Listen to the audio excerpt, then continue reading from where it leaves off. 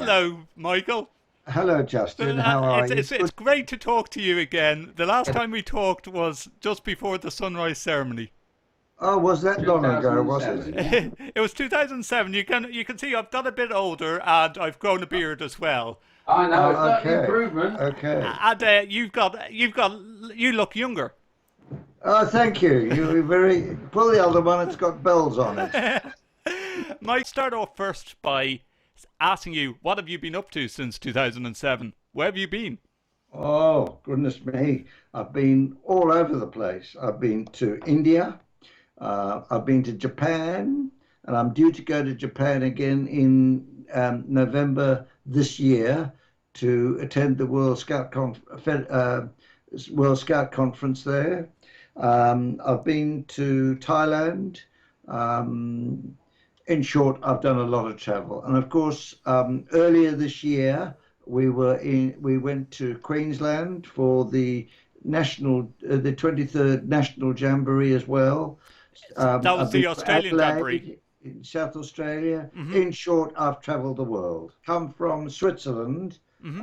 attending the World Association of Girl Guides and Girl Scouts conference the for OBPS, Yes.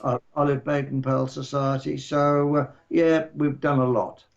Well, it sounds absolutely fantastic. On a daily and maybe monthly basis, you meet scouts from all over the globe. Then, especially at the Australian Jamboree, do people identify you as Baden Powell's grandson? And what type of questions do you get asked when you? Oh, the usual. It's are you really BP's grandson? How does it feel like to be have the name that you've got? Many different questions. Yeah. And when I go to places like Japan, for example, like I did last August, I've never worked so hard in my life before with answering questions, signing autographs, having pictures taken, being contacted on like we're talking now over Skype. Skype. Oh, look, it just keeps going. Well, with the Australian Jamboree, were you on site for the whole camp? Oh Or yes, oh yeah. yes, yes. I was on site for the whole 10 days, and it was held in Queensland, and Hmm. it was very very hot, very humid, as we expected to be at that time of the year. And at the moment, you're hitting a heat wave in Southern Ireland. At the moment, we're hitting 27 degrees. It's actually hotter here in Ireland than what I'm going to in Kandersteg next week. So I can't understand what's going on in the heat wave at the moment here. And I say it's the same in England as well. It's been beautiful climate here for us. The weather we've been having here is a bit like our is almost a bit like our autumn. Hmm. It's been very nice weather we've been having here. So Colin was mentioning brought you over is you were doing some things with the Yorkshire Scouts this weekend. What have you been up to? Oh, well, no, not quite. We actually came over to attend the World Association of Girl Guides and Girl Scouts event, which was sponsored by Olive Baden-Powell Society in Switzerland. That's what brought us over. And we thought, well, what we'll do is we'll go and see a bit of Europe while we're about it. So we went along the Danube, right down to Point Zero, where the waters of the Black Sea and the Danube meet, and we did that and saw a little bit of Romania and Czechoslovakia and so on.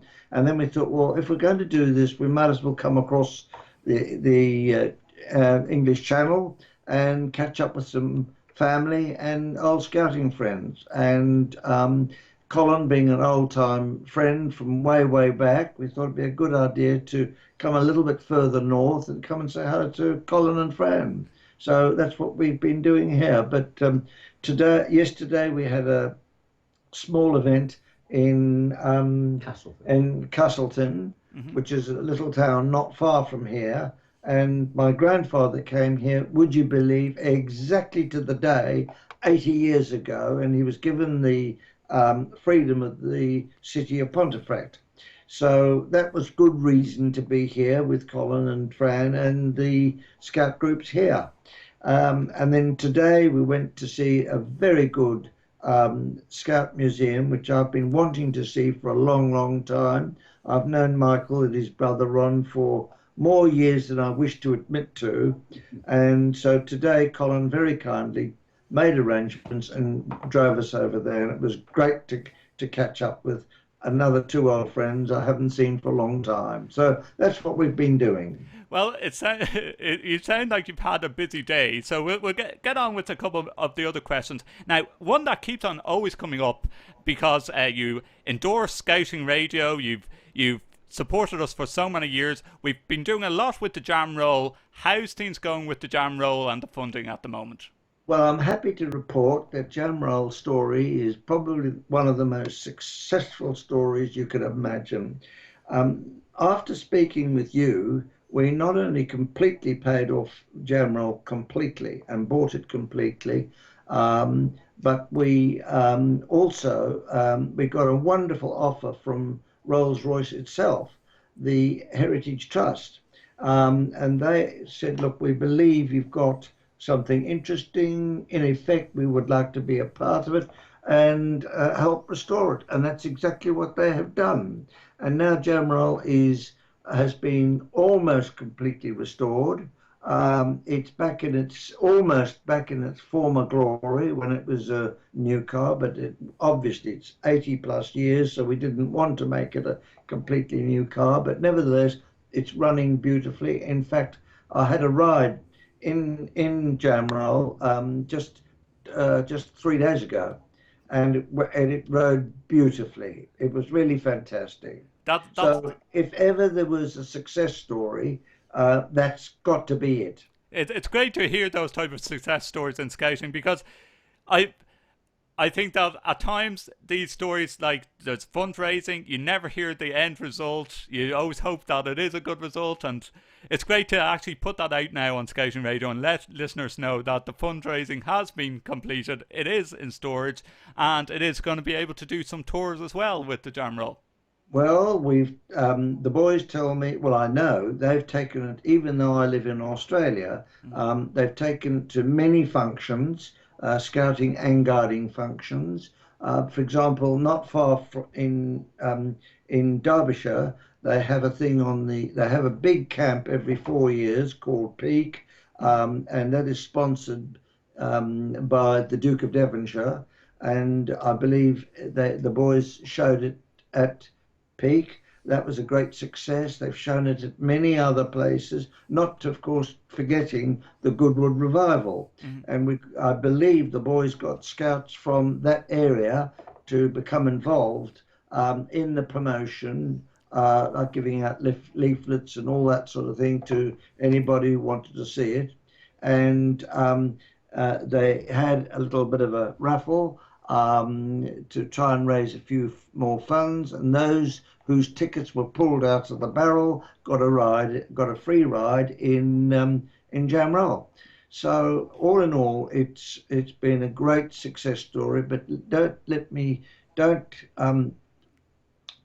give the impression that our fundraising is finished. It's not, Okay. because we've got an agreement with the Scout Association to also look after and keep in good order the caravan too, Eccles, Yes. and that's what we've taken, another project that we've taken on board, and we're all very excited about it. So what happens is that Eccles is transported to Derby for 6 months of the year, and then when that's during the winter months, during the summer months, it's then transported back to Gilwell Park, where scouts from all over the place are able to see Eccles. And whenever we can, we try and get Jamroll down there as well, again to show scouts of today and tell them the story of how Eccles and Jamroll came into being in the first place. So it's a very great success story. And one that Scouting Radio is very pleased to support, and we shall continue supporting and promoting the Jamroll website as well through Colin and Scouting Milestones as well. Now, later on this year is the New Zealand Jamboree. I guess you will be attending that also.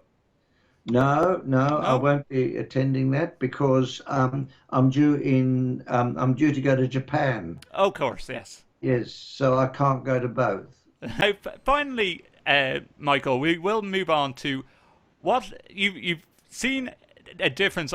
I bet through the couple of years between the sunrise ceremony and scouting of today. If I was to say Vision 2020, where would Michael BP, grandson of the founder, like to see scouting progressing to?